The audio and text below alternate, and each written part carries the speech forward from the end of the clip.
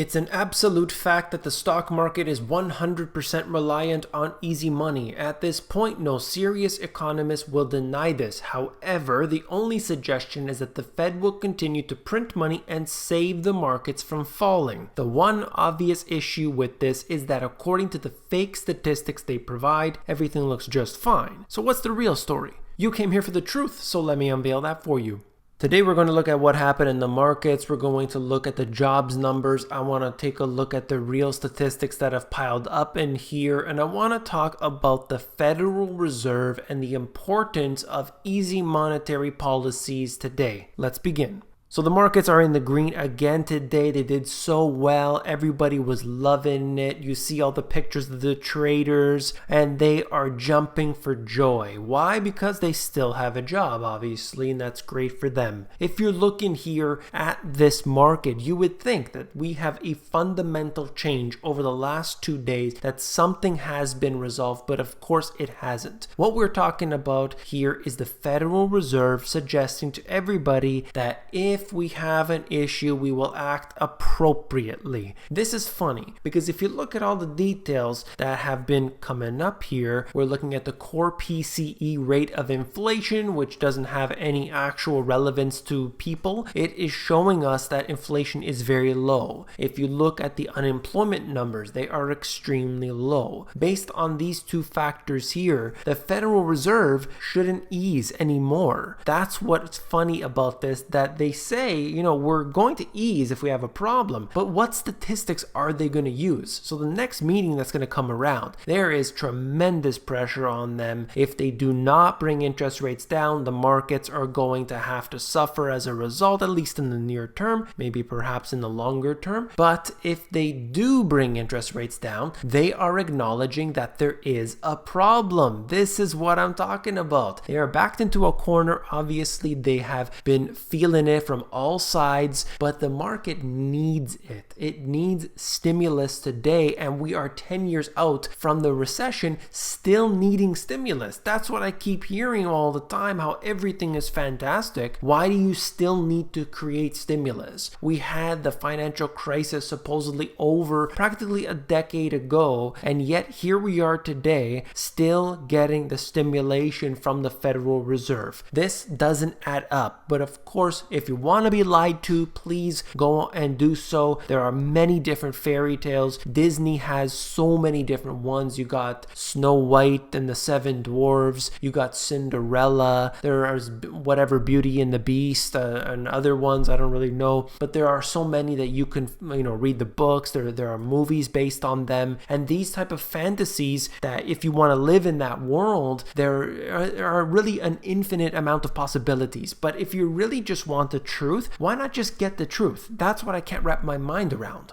Dow rallies 200 points as stocks surge for the second day on the hope that the Fed will cut rates. Of course, we just talked about all the details on that. Job growth screeches to a near halt in May with private payrolls up just 27,000. So if this information here came out and it said that the jobs numbers were actually growing by 270,000, then the market would rocket higher. If we had an actual real suggestion to everybody looking at these numbers, and you would say, well, maybe this represents a slowdown in the hiring that's going on today, then you would see the numbers actually being affected in the stock market. But it doesn't work like that. If they're really high, then we see the market go up. If they're not so high and it suggests maybe there's a slowdown, then the market just ignores it. Isn't that funny? Well, okay, let's move on. US-Mexico negotiators failed to reach a deal on tariffs. This is obviously going to be something that takes time, just like what we're seeing with China, just like what we're seeing with Europe. These are negotiations that stretch out for an unbelievable amount of time. There is so much news about all of these different trade negotiations that are going on between the US and other countries right now, and it doesn't look to be stopping anytime soon. I'm not going to necessarily speculate on what I think is going to occur, but I do believe that what is happening right now is a small piece of the whole puzzle.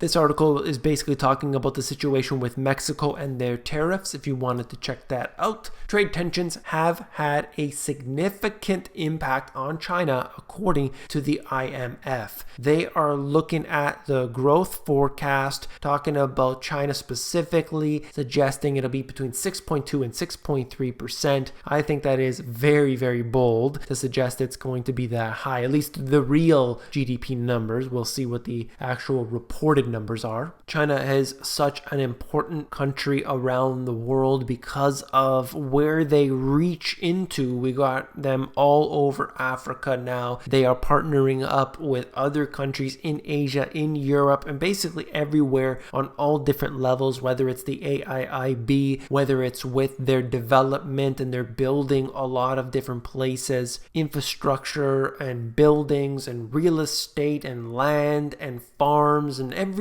in between. They have been buying this up, so they have become so important globally. Lowest mortgage rates in a year and a half don't impress home buyers. This is something that's very telling, because even when these interest rates have come down to 3.99%, the mortgage rate specifically, I should say, it hasn't created a big boom because people are pushed to the absolute maximum, as well as the fact that they think maybe if I just wait a little bit, then I'll get an even better rate. This is talking about the fact that all of the gains were driven by refinances rather than actually new people buying homes. All of that to get to the actual real deal for this video. These charts show how the Fed Chair Jerome Powell is the most important thing to the market now. The Dow Jones rallied more than 500 points on Tuesday and was continuing that rally Wednesday after the Fed Chairman Jerome Powell opened the door to a rate cut that traders have been crying for because of fears the economy is slowing. Their love of Powell's pivot is evident in this Dow chart here. Take a look at this.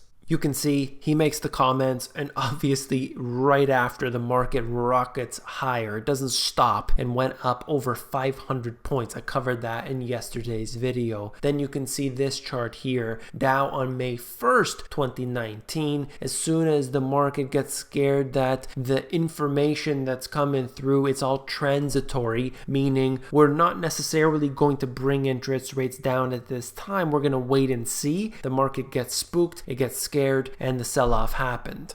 Dow year to date, bars represent speeches by Powell, and you can see how the market really changes as soon as the speeches come out. So perhaps we are in for another rise, with the understanding that the Federal Reserve may, we don't even know for sure, but they may actually reduce the interest rates. Speaking of the Federal Reserve, you can see the beige book. They provide this all the time. I show you here regularly on this channel. It was pretty funny that here we have this information directly from the Federal Reserve itself, okay? A slight improvement over the previous period, talking about growth that was had in the last month. Now, this tells us that if they have a meeting coming up and they decide to bring interest rates down, something doesn't add up. Why would they do so when they are getting reports on all fronts, whether it's in this case here, they're talking about the growth, they're looking at unemployment, they're looking at the inflation rate using the PCE statistic. When you see all of these things, how can they then ease? How can they then further ease? Because of all of the data that's coming through, something isn't really adding up. That has to be explained to me, but of course, we know what's really going on.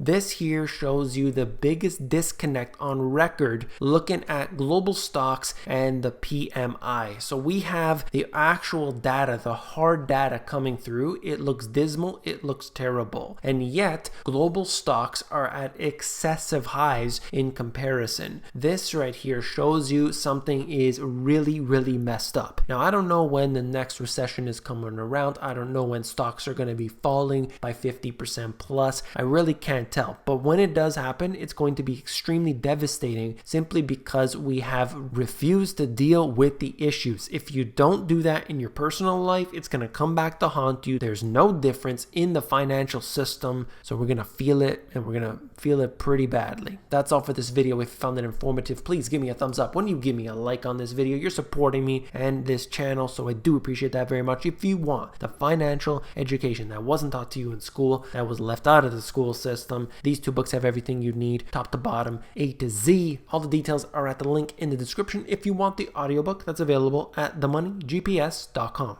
If you want to know what's going on in the economy, you got to watch this video. I break it down, and it has well over 100,000, I think almost maybe 160,000 views or something like this. So definitely check it out if you haven't already. Take care.